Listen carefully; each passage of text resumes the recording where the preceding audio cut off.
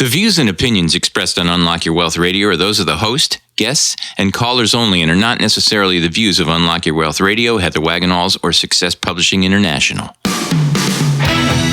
More willpower than a barefoot woman at a shoe sale. Able to stretch a single paycheck for an entire month. Makes money concepts easier than third-grade math. Introducing your purveyor of prosperity, Heather Wagenhals. Work all day, stress all night. Take your mind off your money and focus on your life. Money don't matter or the stuff it bought. It's the way you think, not what you've got, yeah. Unlock Your Wealth Radio starts now. Get your money mind right. Yes, get your money mind right here at Unlock Your Wealth Radio, which is sponsored in part by Audible.com. Get a free audiobook download at unlockyourwealthradio.com/free book and click on the link to over 150,000 titles to choose from for your iPhone, Android, Kindle, or MP3 player. Welcome to the show, everyone. I'm Heather Wagenhals. I am flanked by our producer extraordinaire and the maestro of Moolah, Michael Terry. Hey, folks. And we will help you get your money mind right on today's show with the following great features. First off, a moolah word of the day. We got a moolah word. We got a moolah word. We do. And we also have A key. a key, which is, Take action and make assessment. yes, sir. And then, in addition to that, we have a fabulously popular topic. We're going to talk about romance scams, right? Yes, because it's an unbelievably growing area of internet crime and scams. Yeah, you'll have to tell us some scenarios that are going down. It's super crazy. There's a whole section in my new book just about that, in Money, Credit, and You, How to Avoid Identity Theft, Frauds, and Scams. Yeah. We have a whole section on romance scams. on romance. Cool. Yes, and it's part of the whole technology category, because it's most of the time it's perpetrated online. So, kind of lumped it in there. But anyway, yeah, so it's a crazy kind of thing. So we have so much to discuss on today's show. How about moolah word, shall we? Yeah, bring it on. Okay, our moolah word of the day is globalization.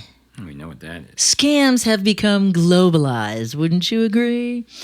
Globalization is the name for the process of increasing the connectivity and interdependence of the world's markets and businesses, as well as scam artists. That's my editorial embellishment, by the way.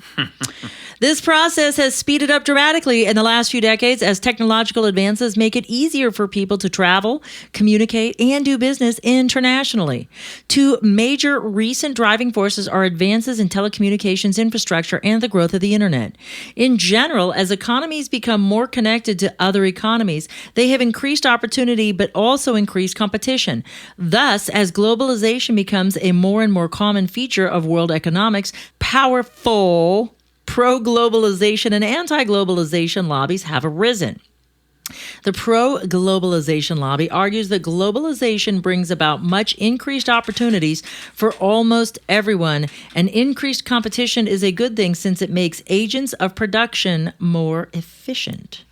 Two of the most prominent pro-globalization organizations are the World Trade Organization, the WTO, and the World Economic Forum, the WEF.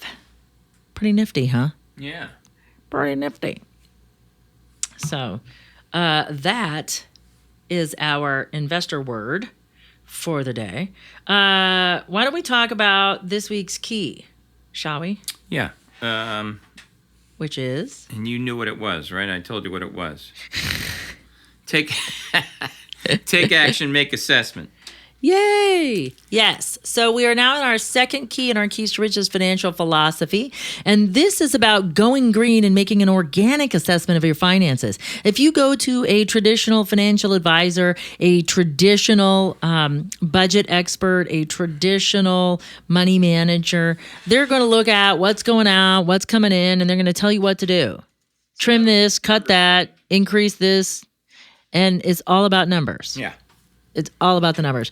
But when we do our organic assessment, we're looking behind the numbers because we want them to speak to us in a different way. We don't, because the problems that we have with money don't have anything to do with money.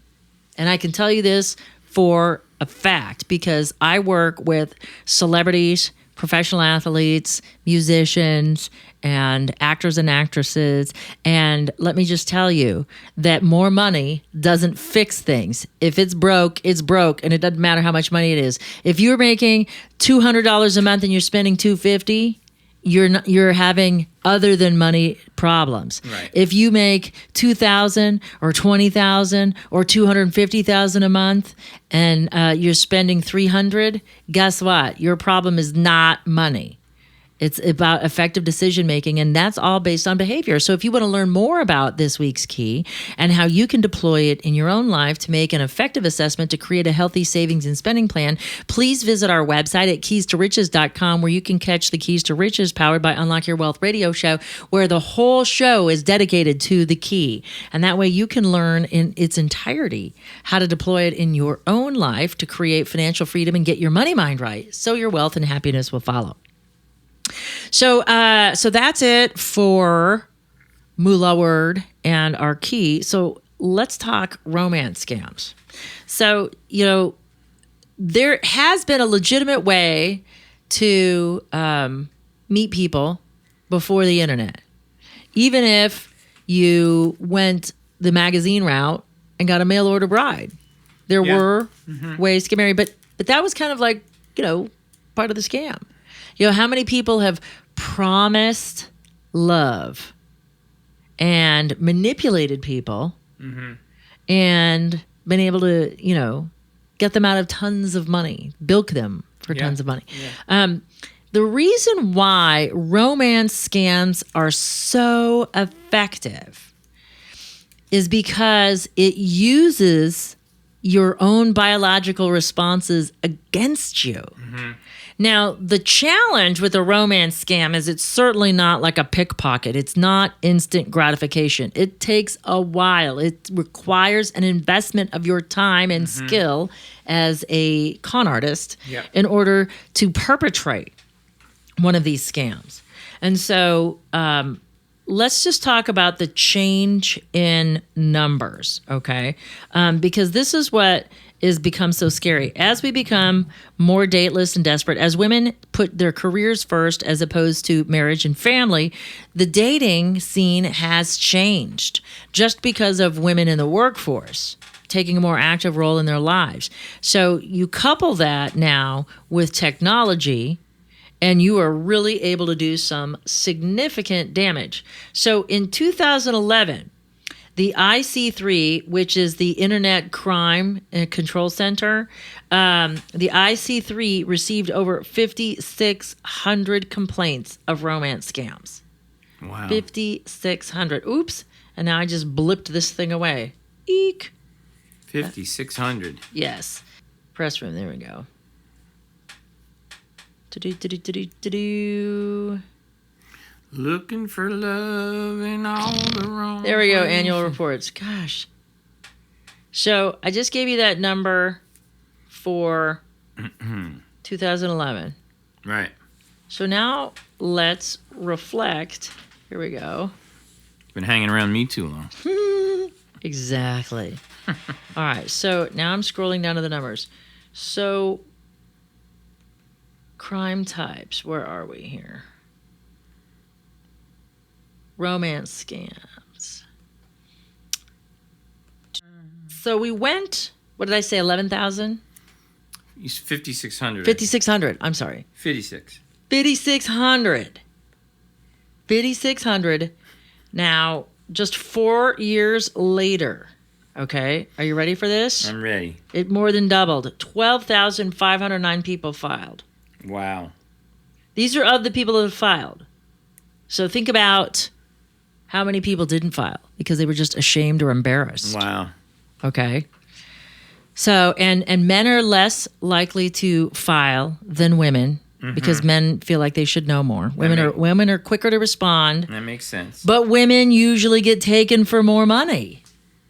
Oh. Isn't that interesting? Yeah, that is interesting. So we went from 15 million in losses in 4 years we went over $203 million in just 4 years. Wow. We doubled the complaints, but we more than tripled the losses. Man. So it's frightening what's going on out there. A lot of suckers. Yes, but we need to talk about how this goes down. And like I said, if you want like the full scoop, you got to get my book, Money, Credit, and You, How to Avoid Identity Theft, Frauds, and Scams, because I do a whole section on romance scams because it is such a popular category, and it has to do with confidence games, confidence games, or, con scams, con artists. Because that's what they have to do. They have to create a level of trust and rapport before you're going to open that wallet. Because you wouldn't just give some hot, cute guy on the street money.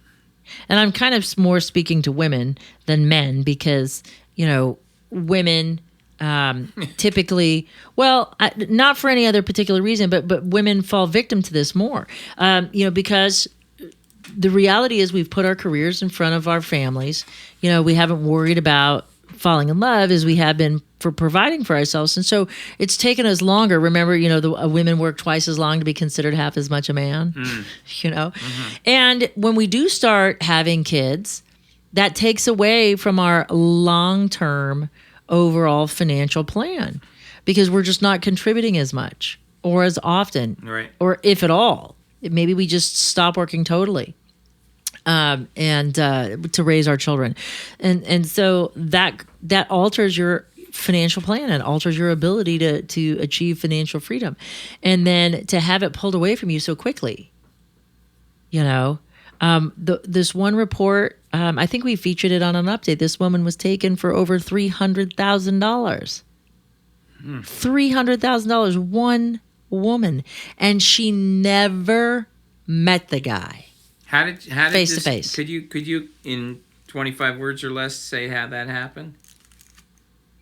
Well, I can say how that. I'm going to tell us how it happened. Oh, you but are. It's going to take me more than 25 words. Oh, I thought you were not going to. That wasn't you were not going to specify what exactly happened. Oh no, I'd be happy to share that with everybody. Good. Because what we have to do is we have to understand because this is a biology-based money management show. We have to understand what happened biologically. Yeah.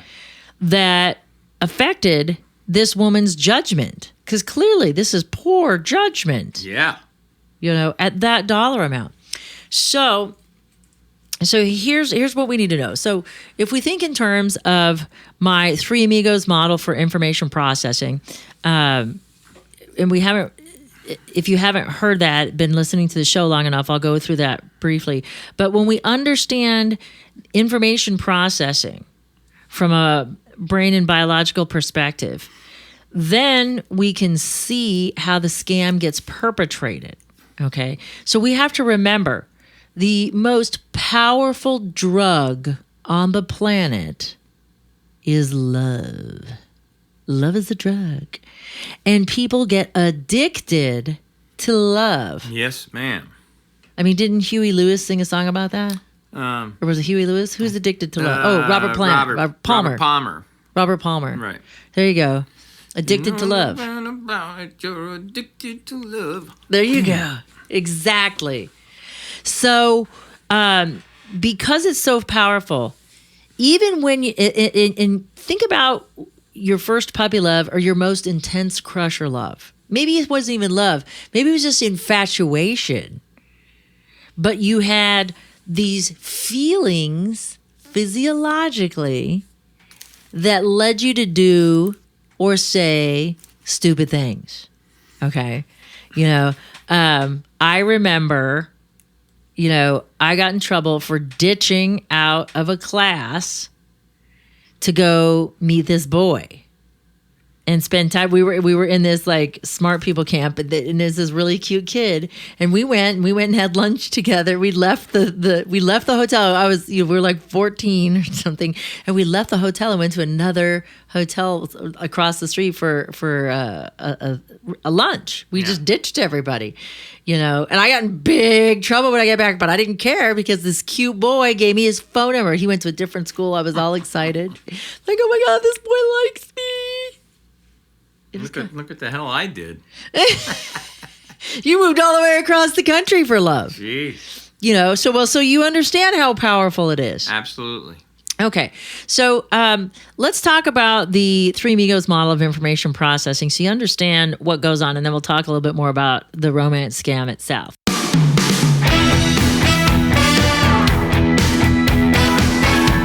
You are listening to Unlock Your Wealth Radio. This part of our broadcast is brought to you by keepmyid.org, the only service that actually prevents identity theft. All others are just monitoring services. Put your credit on lockdown with their special offer for Unlock Your Wealth Radio listeners today. Visit, did I already say the website? Visit unlockyourwealthradio.com/keepmyid and click on the link. Wag. Use promo code. Remember to use promo code WAGS. Oh my God, that was funny. That was. I just totally you know what happened? Because it's so autopilot that I actually interrupted the autopilot by thinking about it. Yeah. If I just would have let it go, we'd be halfway into the scam right now. It's like singing a song and you start thinking about the lyrics. And I know, instead of just letting it come up.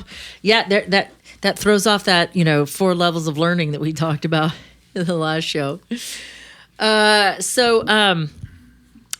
So when we think, I call them the Three Amigos. And if anybody has seen that movie with Steve Martin, Chevy Chase, and Martin Short, it's super funny, number one. And the Three Amigos, I kind of took it from a movie because when I talk about how emotions play, when I talk about a different part of the brain in a different book I'm writing, and I talk about the Magnificent Seven individually, they're kind of goofy. And sometimes they can come together and work well. But sometimes they don't work so well together. And so that's kind of where I came up with the Three Amigos, because ideally they're friendly, but because we're a biology-based thinking system and our biology affects our ability to think critically, we have to be aware of what's going on. And so this is the best way to describe it, as little people doing things. I need to come up with a little cartoon strip. That's what I need to do of the Three Amigos. Yeah. To illustrate it. So imagine, the brain evolved in this fashion. So imagine, the Three Amigos are the 3 different areas of the brain that most people refer to as the survival brain, the mammalian brain, and our logic critical thinking brain.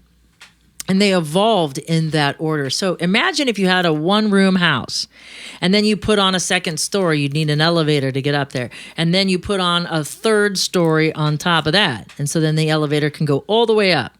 But we have to remember that even though the last brain is technically the most sophisticated, we don't think with that brain first. We still have to go. If we want to be logical, we have to take the elevator up. Okay.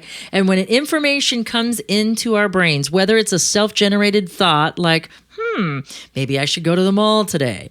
Okay. Or maybe it's something in our environment. Oh my gosh, that car looks like it's driving the wrong way it's going the wrong way on a one-way street. So whether we observe it in our environment or we think about it, we process information the same way each and every time. So the first brain is what I call our survival, or what is called the survival brain. I call the I do.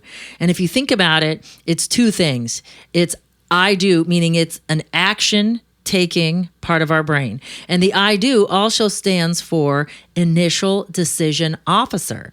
So imagine, if you will, this military guy, and his whole job is to keep you safe and alive. Okay. So it's about physical safety. And so he is going to fight, freeze, or flee if the incoming stimulus is strong enough that he perceives it as a threat. So he has this natural negativity bias by nature because he's looking for threats, okay? Mm-hmm. And so if something does not threaten him in a negative way, or on the flip side of things, drive him towards pleasure, because we have 2 drives, away from pain and towards pleasure. And if he's not driven towards pleasure in some way, maybe it's some sort of like ice cream indulgence or sex, or in this case with romance scams, love. It's a very toward moving emotion. So if we have been triggered in any way, if the stimulus sends us in one direction or another, he's going to start dumping hormones, and he's going to change our physiology to either move toward that or move away from it. So in the event of pleasure and romance, of course, it's a move toward kind of thing, because love is intoxicating. It feels good. It's amazing to be in love, isn't it? Absolutely. So of course, we're going to move through those experiences. You hear people when they have affairs and they get caught, and they're like, well, why? And someone says, well, I don't know what came over me. Well, I do.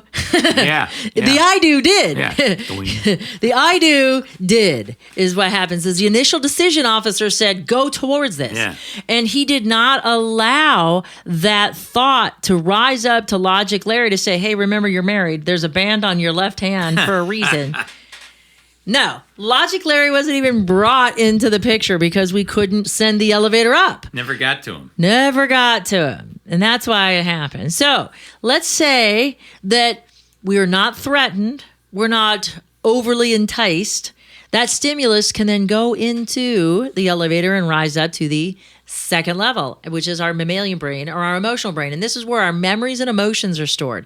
And I refer to this part of our brain as the crazy curmudgeon, because he is driven by emotion and he responds to emotions and memory. He also has the ability to pull that emergency button on the elevator to keep the stimulus from going all the way up to where it'll make sense. So if something seems like it didn't seem threatening to the I do, and it got up to the curmudgeon, but he has a memory, like let's say a bunch of kids approaching you isn't that big a deal, right? The I do is like, oh, well, it's just a bunch of kids, right? But then the curmudgeon gets the stimulus, and he's like, oh, wait a minute. The last time a bunch of kids like this surrounded me, they gave me a power wedgie and hung me from the tree at band camp. And so that's not very pleasurable. And so now, he can say, whoa, whoa, whoa. And he can pull that emergency cord or the emergency button on the elevator. And then he can start a biological response also to fight, freeze, or flee. Only if we are not catapulted in any particular direction from either the I do or the crazy curmudgeon, and both have natural negativity biases, can we get to be logical. And that's where we get up to the third floor and visit Logic Larry.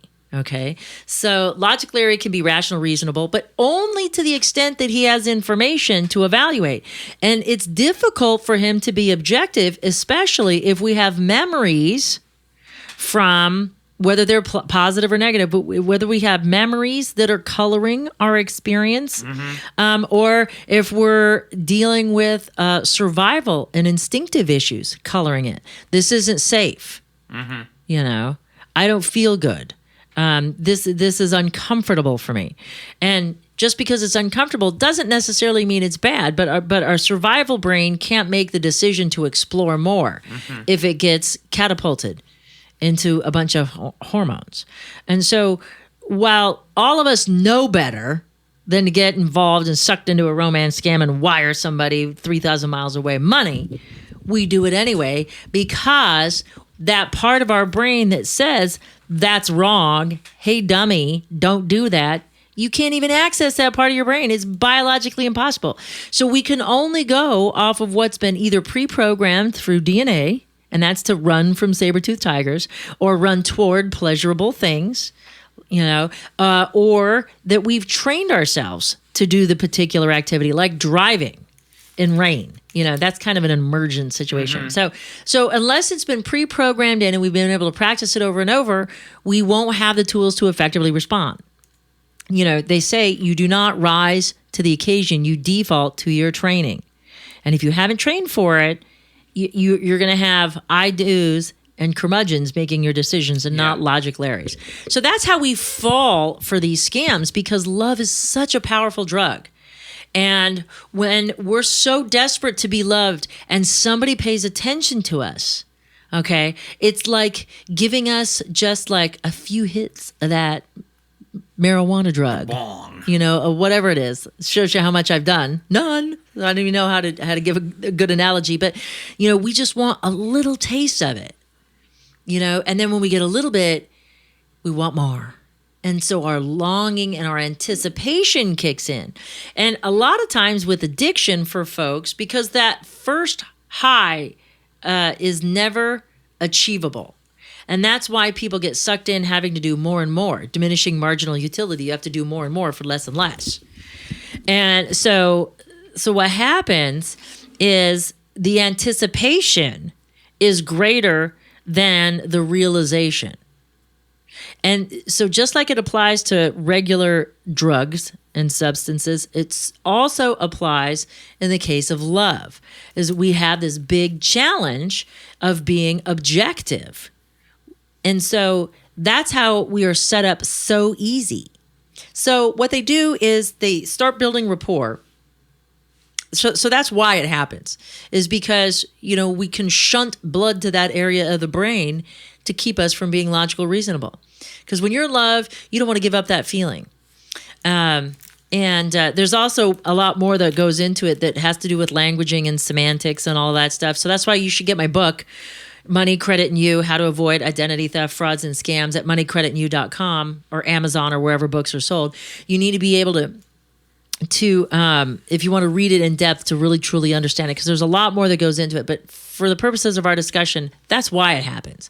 So what happens is you meet these people and they start building rapport with you. And then they talk about coming out to see you, and then they have to borrow money for some reason. Oh, I don't get paid yet. Can you wire me some money? I'll pay you when I see you. And so you have no reason at this point to doubt that person's not coming until they miss the plane flight. And then you have issues. And this one woman got sucked in for $300,000 because he kept saying he was coming, and he was cashing in the plane tickets she was buying. Yeah, so he was getting that money too. And he managed to really swindle her out of a whole lot of things. So what we have to do, because we don't want to throw the baby out with the bathwater, because, internet dating has worked for a few of my friends. My brother met his current wife. Yeah. Online, and one of my longest, dearest friends met his wife online. So there is value, and you can find a love connection on the internet. Yeah. But you just have to be wary. And so take that image that's posted as their profile picture and do an image search and see how many come up and if it's consistent over the internet. Because, we set up a bogus profile on social media just to prove a point, and we took pictures from, some Scandinavian models from some other country, and we just edited them slightly, reversed the images, changed some colors, and made it and tilted the picture so you couldn't do an image search. Because they usually just go straight on. But you do an image search and find out whose names come up. Wow. And start there. And then start verifying the information, And you don't have to just use the internet to do that. You can use other third-party sources. Pick up the phone to call to verify things. You have a Facebook. Do you have a Facebook page? Yeah, but those are easy to spoof. Like I said, we've created a bunch of different personas just to prove our point when it comes to scams and soliciting in social engineering, scamming. So it's pretty crazy, the things that you can do. But we have so much more. So you just need to visit our website at moneycreditandYou.com to find out the latest scams and how they're perpetrated so you can stop them in your tracks. Yeah. That's it for today's show. For more great resources, visit unlockyourwealthradio.com for the show and the maestro of moolah, Michael Terry. I'm Heather Wagenhals. Now go out and unlock your wealth today. UnlockYourWealthRadio.com is produced by Heather Wagenhals and the Unlock Your Wealth Foundation. UnlockYourWealthRadio.com and its affiliates are copyrighted 2016 with all rights reserved. For more information on the Keys to Riches Financial Wellness series, please visit our website at www.unlockyourwealth.com.